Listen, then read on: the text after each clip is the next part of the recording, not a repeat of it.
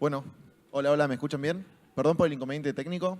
Estamos arrancando. Voy adelantando un poquito. Yo soy Santi. ¿Quién estuvo en mi charla del miércoles? ¿Alguno estuvo acá? Uno, buenísimo. ¿Quién estuvo en mi charla del jueves? Vamos. O sea que vos completaste las 3 charlas. Después pasá por el stand de Blue Team que te dan una remera. Porque la charla esta se llama ¿Cómo dar 3 charlas en 3 días sin morir? Y la verdad que es una banda. No sé qué pensé cuando lo hice. Pero bueno, creo que va saliendo súper bien. Espero que después me digan qué piensan de esta. Pero bueno, la charla realmente se llama Dredge. Es un framework open source que creé para hacer incident response en el cloud. Eh, Full disclosure, esto no es nada ultra sofisticado, no es nada con machine learning, ni con IA, ni con todas esas cosas que están de moda ahora. Básicamente, yo vengo haciendo incident response en la nube hace muchísimos años. Era el líder del equipo de incident response de Deloitte. Y a medida que iba haciendo un montón de cosas, fui desarrollando ciertos scripts que me hacían la vida más fácil a mí. Un día un amigo me dice, che, Santi, ¿tenés algo que me pueda dar una mano? Y le tiré una carpeta llena de scripts y me dijo, no, man, esto lo tenés que hacer algo que lo compile porque está re bueno, pero es imposible de usar así. Entonces, bueno, así surgió el proyecto. Básicamente, la idea es que cuando una empresa empieza a hacer incident response o que piensa que está haciendo incident response, nosotros nos imaginamos un framework de este estilo, ¿sí? Donde nosotros nos preparamos para que cuando llegue el momento del incidente vamos a tener todos los logs, las detecciones y vamos a poder responder. Y desgraciadamente eso en la vida real no pasa, ¿sí? Es como que, por lo general, en los casos de uso que tienen de detección con logs, van a detectar, por lo general, falsos positivos y que cuando llega el incidente de verdad era en un lugar donde no estaban monitoreando. Entonces, cada vez que a nosotros nos tocaba salir a hacer un incidente, en particular con los servicios de retainer como consultores, era como, bueno, ok, yo entiendo que tengas todos estos logs, pero los que yo necesito para el incidente no los tenés. En particular con la nube, y en especial consideración con aquellas empresas que no eran tan conocedoras de los esquemas de nube. Entonces, ellos quizás unían el on-prem y tenían cosas en el cloud, pero como se asume que es seguro, no le daban tanta importancia y estaban más enfocados en monitorear las workstations que la nube. Y de repente tenían un atacante que estaba metido adentro hacía meses y no tenían forma de visualizarlo. Gracias a Dios, la nube tiene un montón de capacidades de seguridad que nosotros no consideramos normalmente y hay muchas de esas cuestiones que están habilitadas por default. El drama es que no son fáciles de adquirir, entonces bueno, nosotros empezamos a armar esto que decía, si vos no tenés nada preparado, ¿qué cosas nosotros podemos hacer? Por ejemplo, ¿qué logs nosotros podemos tener desde el cloud provider que van a estar habilitados siempre por default y no pueden ser deshabilitados? Ahora, ¿por qué las empresas no se preparan? Bueno, básicamente hay montones de razones, muchas pueden ser negligencia, hay empresas que ni siquiera les importa, pero también están aquellas que sí les importa pero que no lo pueden pagar. Por ejemplo, este es un ejemplo de lo que cuesta en comparación guardar logs en un SIEM o en un log collector contra tirarlos en S3 y dejarlos ahí hasta que pase algo y los tenga que acceder. Como se dan cuenta, en cualquier consideración es una decisión súper sencilla hasta que empezamos a pensar qué pasa cuando nos hackean. Y en especial particular, en especial cuando empezamos a pensar que no tenemos ni idea de cómo sacar los logs de S3 cuando nos vayan a hackear, ¿sí? Y esto es lo que pasa cuando nosotros queremos agregar la generación de alertas sobre esos logs, porque cada vez más las plataformas de SIEM y de detección cobran esto por cuerdas separadas. Entonces, ahora de repente tenemos modelos de servicio que me cobran por ingestar logs, pero no tengo alertas. Y si yo quiero tener las alertas, tengo que pagarlas aparte. Y de repente se vuelve un montón de plata, ¿sí? En particular para los países de Latinoamérica o Europa del Este y esos países que no están con presupuestos tan grandes como pueden ser Estados Unidos y el Reino Unido. También tenemos que tener en cuenta que muchos de los productos que se desarrollan están pensados para esos mercados, entonces tampoco conocen las problemáticas específicas de nuestro entorno. Otra de las herramientas que se usa muchísimo para la nube es todo lo que es Cloud Security Posture Management. Me voy a caer, voy a hacerme mierda. Lo que es Cloud Security Posture Management es una herramienta que lo que permite es entender cuáles son las, entre muchas comillas, vulnerabilidades de la nube. Lo que pasa con la nube es que como no es un software per se, no se asocian CVEs a las cosas que están mal hechas. Entonces, es muy difícil poder comunicar que una falla en la configuración es un bug y no una feature, ¿sí? Entonces, Muchas veces nosotros tenemos cosas mal hechas, pero el negocio nos dice, no, pero yo lo necesito para trabajar y queda ahí y no se remedia. Entonces, los Cloud Security Posture Management irrumpieron muchísimo en el mercado hace un par de años, pero cuestan cada vez más plata. Hay herramientas open source, pero también nos llenan de falsos positivos. Y cuando nosotros estamos en el medio de un incidente, no queremos una herramienta súper compleja que nos dé toda la información habida y por haber. Nosotros necesitamos esas cuestiones tácticas que en el momento necesitamos para poder ejecutar tanto la respuesta como el análisis de root cause. Entonces, eso es sin tener en cuenta que eso estamos hablando solamente de la tecnología. Aparte tenemos que tener el problema de la gente y los procesos. A lo que nos pasaba a nosotros era que era difícil encontrar a alguien que trabajara en Incident Response, que tuviera la mentalidad de un Incident Responder, que supiera cómo hacer, y encima que supiera de Cloud Security, que supiera de los diferentes Cloud Providers, porque decís, sí, bueno, yo sé de AWS y el otro sabe de Azure. Y de repente viene una empresa americana, le paga 3 veces lo que le pagábamos nosotros y se iba a trabajar para Estados Unidos y nosotros empezábamos de nuevo. El proceso de onboarding de una persona tomaba muchísimo tiempo y cuando terminábamos de entrenar, se terminaba yendo. Entonces, necesitamos una forma de poder democratizar el acceso a ese conocimiento de forma que no sea tan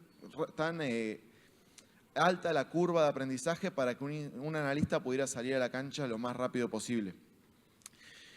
Y yo tengo una filosofía que creo que si hay memes es por algo, ¿no? O sea, para mí la máxima verdad dentro de lo que pasa en el mundo es en función de los memes que nos compartimos. Y si nosotros nos compartimos memes de que no se puede implementar un CIEM, de que es un bardo implementar un CIEM, de que nos estamos yendo de falsos positivos, es porque algo estamos haciendo mal. Y bueno, básicamente ese es el rational. Dredge es una tool open source, es gratis, la pueden descargar. Ahí abajo está el QR, si tienen alguna duda me lo consultan. Al final de la presentación va a haber un QR un poco más grande donde lo van a poder descargar. Dredge tiene 4 módulos. El primero es Log Retriever, que fue por el que empecé. Nos permite obtener logs de diferentes plataformas cloud, como puede ser AWS, tanto GuardDuty, Event History, CloudTrail, todo lo que es logs en bucket de C3. También podemos obtener logs de GitHub, por ejemplo. Podemos obtener logs de GCP. Y estamos trabajando en integrar todo lo que es Azure también. Entonces la idea es que con un mismo comando un analista pueda sacar logs de Azure, de GCP o de AWS sin tener que entender todos los pormenores que hay detrás y obteniéndolos en el mismo formato. Que no es magia, o sea, es simplemente 4 o 5 API calls básicas que una vez que uno las sabe las puede repetir. El problema es que muchas veces las otras personas no las conocen o simplemente en el medio de un incidente uno está tan estresado que se olvida de pensar cuáles son esas API calls. Ahora, el otro módulo es Threat Hunting, que básicamente es sobre lo que nosotros levantamos de los logs, hacer esas queries específicas que nosotros necesitamos para identificar alguna causa raíz. Lo vamos a ver en la última demo, por ejemplo, cuál es la referencia a las API calls que nosotros estamos asociando con evasión de defensas. Ese tipo de cuestiones nosotros las podemos identificar en el módulo de Threat Hunting. Incident Response son esas acciones que nosotros hacemos siempre cuando estamos respondiendo. Por ejemplo, aislar un servidor que fue comprometido de Internet. Hay particularidades que respectan a la nube que hacen que no sea un evento trivial. O deshabilitar un usuario, o borrar un usuario, o también rotar una credencial. Todo ese tipo de cuestiones no son lineales en los cloud providers y muchas veces requieren particularidades de nuestro lado que las tenemos que aplicar y, de nuevo, los analistas no lo saben. En particular, si nosotros no tenemos permiso de administrador sobre la cuenta de nuestro cliente, o mismo si no tenemos permiso de administrador sobre nuestra propia cuenta. Entonces nosotros le tenemos que pedir a un DevOps que ejecute un comando para hacer cierta cosa, y si yo le tengo que pasar 200 comandos va a ser un garrón. En cambio, si yo le paso, decir, che, ejecutar Dredge, AWS, get logs y pasame el output, es muchísimo más fácil. Y el último es Cloud Status, que es este control de postura que les decía, con información específicamente táctica para lo que nosotros necesitamos hacer. Entonces, ¿cómo se configura? Dredge se puede ejecutar de 2 maneras, con un archivo de configuración o a través del CLI. En el archivo de configuración, la primera cosa que tenemos es la parte de settings en general, donde nosotros podemos ver el start date y el end date. Entonces, si nosotros queremos tener logs solamente por una fecha específica, podemos acotar la búsqueda y de esa manera bajar lo menos posible y no tener que estar ejecutando la query entre todos los logs de todos los data lakes. Lo otro que podemos hacer es setear las API key de Shodan y de VirusTotal, porque también dentro del módulo de Threat Hunting podemos hacer queries contra estas herramientas para ver si una IP es de conocida mala reputación con VirusTotal o cuál es el contexto de la IP a través de la integración con Shodan. Después podemos configurar los diferentes cloud providers. Este es un ejemplo de AWS. Como pueden ver, podemos habilitarlo, deshabilitarlo, elegir cuáles son los perfiles que el Dredge va a asumir para integrarse para con el cloud provider. Y a partir de ahí va a ejecutar las cosas contra los logs que nosotros tengamos habilitados. Por ejemplo, Event History, GuardDuty o los logs de bucket de S3 que están ahí abajo. Así es como se ve el archivo de configuración. Todo esto está en el repo. El repo tiene toda la documentación a su disposición, así que y también está con videos de cómo setearlo y de cómo instalarlo en caso de que lo necesiten. Vamos a hacer algunas demos como para que vean ejecutarlo. Lo primero que vamos a ver es Event History. ¿Todos saben qué es Event History? ¿Quién no sabe qué es Event History? ¿O quién sabe qué es Event History? Mejor, así no lo buchoneamos. El Event History es un log de AWS que me permite loguear todas las API calls. Es decir, si yo creo un servidor, eso va a quedar logueado en Event History. Si yo borro un usuario, va a quedar logueado en Event History. Entonces, es el principal log que nosotros buscamos a la hora de hacer un análisis forense dentro de una cuenta de AWS.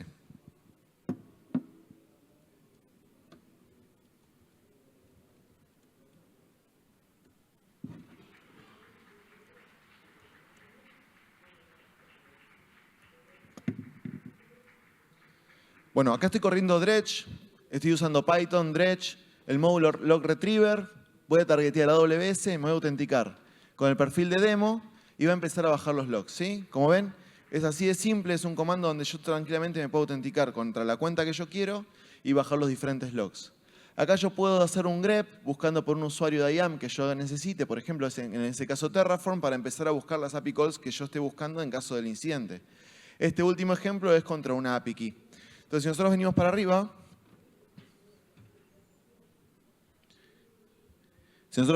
vamos a ver el comando.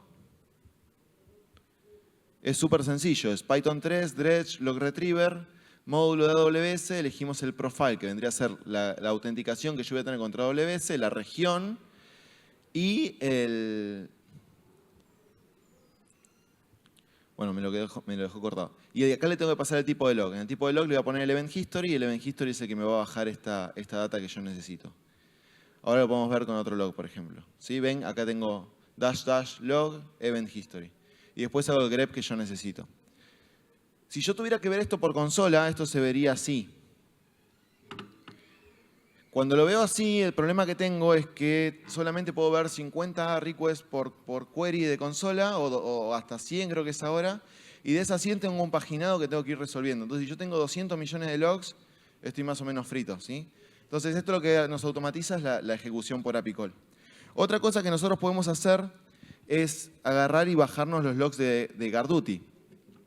GuardDuty es una herramienta que se ve así en consola. Lo que nos permite GuardDuty es generar alertas. Es una herramienta de Security Detection automática de AWS que se habilita con un botón. Entonces, si yo lo tengo habilitado, está buenísimo porque yo ya voy a estar viendo qué es lo que está pasando dentro de la cuenta de AWS. Y si no lo tengo habilitado, lo primero que tengo que hacer en un incidente es habilitarlo, porque ya me va a empezar a monitorear automáticamente desde el momento en que yo lo habilito. Ahora, si yo tengo que bajarme los logs de GuardDuty de muchas cuentas y no me preparé adecuadamente para concentrarlos todos en un concentrador, yo lo que tengo que hacer es de repente buscar los logs de 200 cuentas. Yo con Dredge puedo ponerme todos los perfiles de autenticación y dejar el script corriendo que me baje todos los logs de GuardDuty de todas las cuentas a la vez, tener un simple archivo con todas las configuraciones. Ahora vamos a hacer una muestra rápida de esto.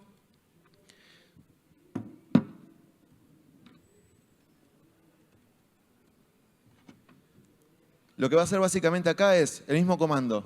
LR perfiles, le va a pasar el log que es GuardDuty y va a empezar a bajar los eventos. Como ven, son JSON también, donde vamos a poder ver toda la información que nosotros necesitamos respecto del ataque o de lo que haya sucedido.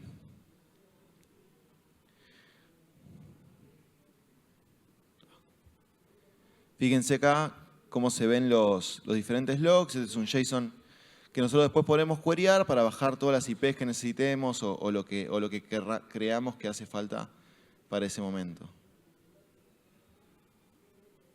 Bueno.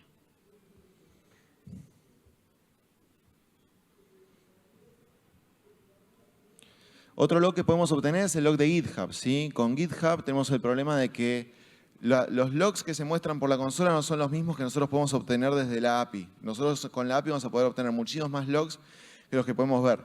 Los logs de consola por lo general son logs de seguridad, como por ejemplo los logs estos que ven acá, que son mi cuenta siendo accedida de diferentes regiones del mundo. Ahora, si yo tuviera que ver un atacante que está dumpeando data de mi cuenta, que vendría a ser un data leakage, yo eso lo tengo que ver a través de los git clone, por ejemplo. Y los git clone yo no los voy a ver acá. Ahora, sí los puedo ver por API, pero tengo que saber cómo ejecutarlos por API. Entonces, si yo quisiera hacer esa query con Dredge, sería algo de este estilo.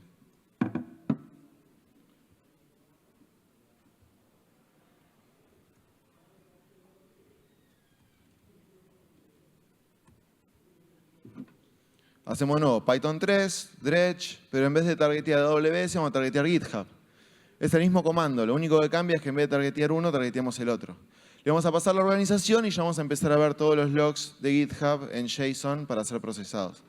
De nuevo, en caso de que nosotros tuviéramos que recorrer varias cuentas de AWS, varios repos de GitHub, varias organizaciones, podemos setear todo en el archivo de configuración y dejar que Dredge descargue todos los logs como nosotros querramos, ¿sí? Acá vamos a ver acciones que no se loguean directamente en la consola, como puede ser el git fetch que estamos viendo ahí en el último log.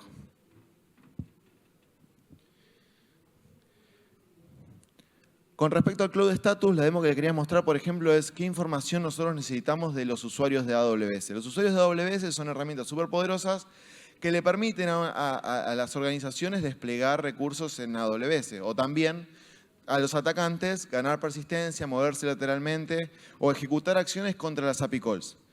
Ahora, un control de postura tradicional me daría un montón de información como que yo no necesito, como email, user. Ahora, lo que me interesa a mí es saber si tiene acceso a consola, si no tiene acceso a consola, si tiene MFA, no tiene MFA y cuándo fue creado. Vamos a ver la demo rápido.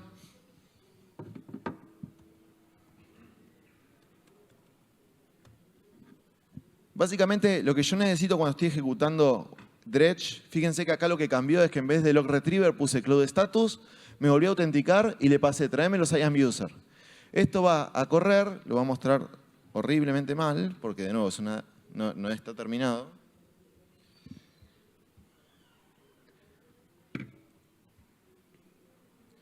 Pero acá me va a traer la información táctica que yo necesito. El usuario, si tiene access keys o no tiene access keys, si tiene MFA, si tiene console access y la fecha de creación. La fecha de creación yo la necesito para saber si ese usuario se creó después de la fecha del incidente. Si yo tengo un ataque que pasó hoy a la mañana y de repente inmediatamente después tengo una creación de un usuario que no fue consensuada, ese es el primer usuario que yo debería revisar porque puede ser un caso de persistencia. Lo mismo pasa con las credenciales.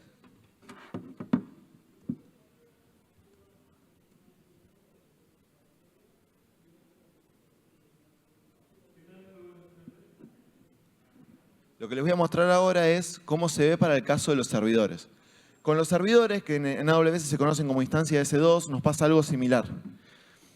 Los servidores tienen datos que a nosotros nos pueden importar muchísimo. Por ejemplo, un servidor puede tener permisos de AWS contra la aplicación a través de los roles.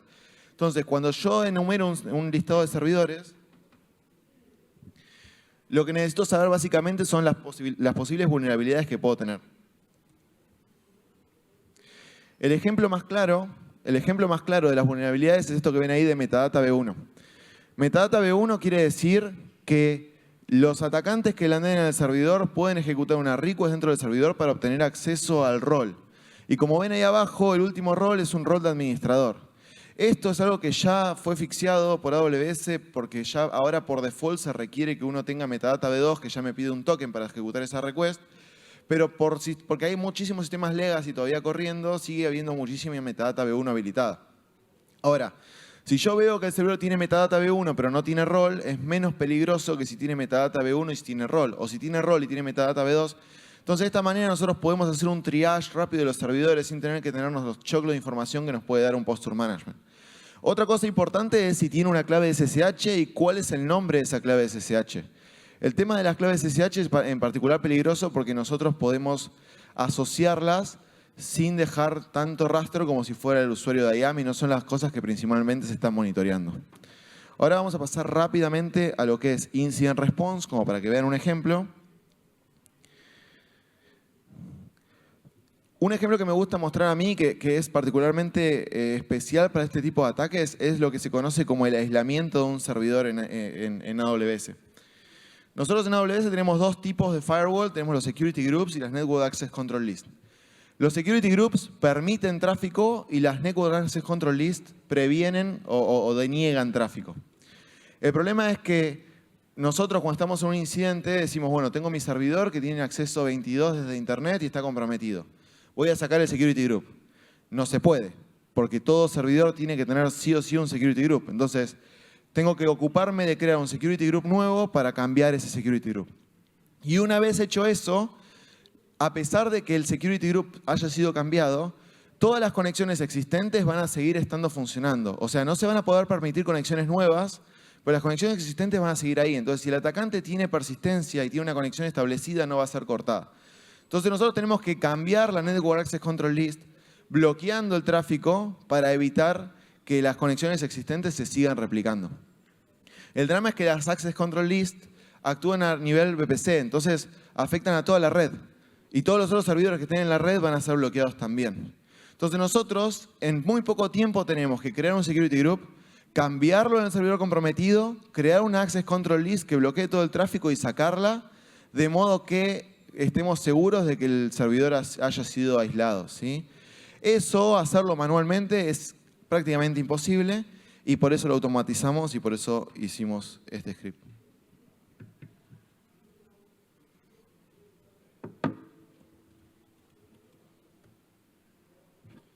Lo que vamos a hacer acá básicamente es correr dredge para ver las instancias de S2.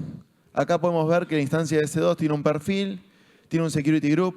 Con el mismo comando nosotros podemos enumerar el security group que nos va a decir cuáles son los permisos que tiene. Por ejemplo, este security group tiene permisos desde internet para todos lados. Y básicamente lo inmediato que vamos a hacer es cambiar el de cloud status por el incident response. Lo que va a hacer el comando de incident response va a decir, aislame la instancia de S2 por instance ID.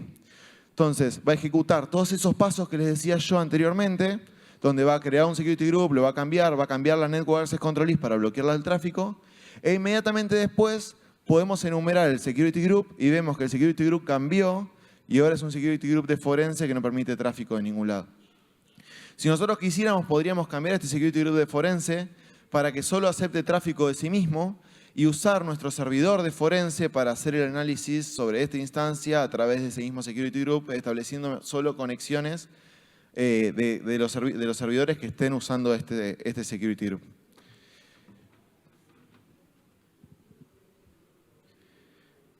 Para finalizar, tengo un par de demos más. Tenemos cosas para hacer con Lambda, tenemos cosas para hacer con Kubernetes, podemos sacar logs de Kubernetes, de KS. La verdad que la tool le pusimos muchísimo amor, tiene un montón de cosas. En el repo está todo explicado, pero quiero mostrarles un ejemplo de threat hunting que a veces parece súper complicado y es como que en nuestras cabezas parece algo súper sofisticado y a veces es conocer qué es lo que tenemos que buscar.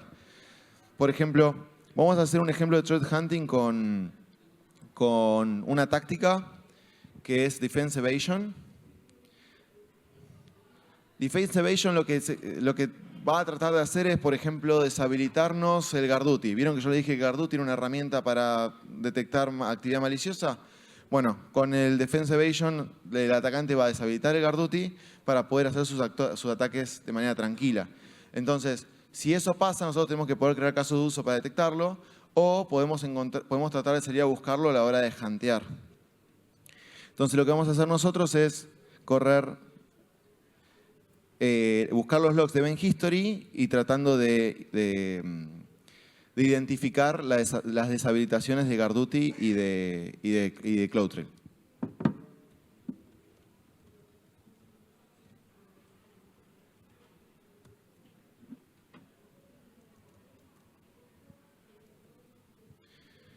Básicamente lo que vamos a hacer acá es, de nuevo, correr el mismo comando que corrimos al principio, que estamos usando el log retriever de AWS, le pasamos la autenticación, le vamos a pedir que nos pase el log de Event History. Event History está siempre habilitado y no puede ser deshabilitado, entonces no importa lo que el atacante haya hecho, no puede deshabilitar este log. Y le vamos a pasar un grep contra ciertas API call. Estas API call son las que están asociadas con el Impaired Defenses Technique. Entonces, cuando yo encuentre esto en el log, quiere decir que esto fue lo malicioso que sucedió. De esta manera, nosotros podemos encontrar si el atacante estuvo haciendo este tipo de cuestiones y de acá podemos nosotros asociar todo lo que tiene que ver con el usuario, la access key o quien sea que está tratando de ejecutar estas acciones maliciosas. La última demo que le quiero mostrar es cómo esto se integra con VirusTotal, por ejemplo, para hacer un análisis más avanzado de lo que está pasando dentro de nuestra red, para entender de dónde vienen las IPs y qué información nosotros podemos obtener de herramientas como VirusTotal para lograr eso.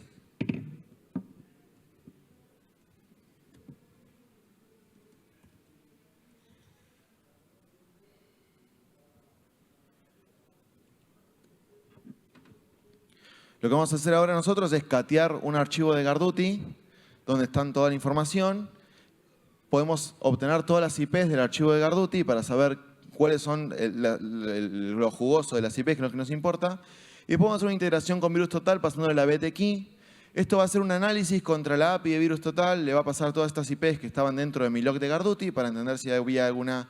Esto puede ser con el log de Garduti, de Event History, de GitHub, de lo que ustedes tengan. Y después me dará una tabla de este estilo donde nosotros podemos ver las diferentes IPs, de dónde vino cada una de las IPs, por ejemplo, si es un servidor de Amazon o si es un sistema de Argentina, por ejemplo. Si yo acá viera una IP que está asociada con un actor de China, de Rusia o quizás de Europa, puede ser que sea importante para mí. Y después si está asociado con un actor, con un software malicioso. Entonces, si hubiera un hit dentro de VirusTotal para estas IPs, nosotros podríamos saberlo acá. Así que, de nuevo, les repito que en el repo está... Ese es el QR para el repo, esto es gratis, es libre, lo seguimos desarrollando y el repo está lleno de documentación de cómo se ejecutan estas técnicas. Así que lo que ustedes necesiten nos pueden contactar y si tienen feedback también, más que bienvenido. No sé si nos queda tiempo para alguna pregunta. Tenemos tiempo para una pregunta, no sé si alguien... ¿Alguien tiene una pregunta? Ay, casi no se ve. Bueno, si no, muchísimas gracias, Santi, por la presentación.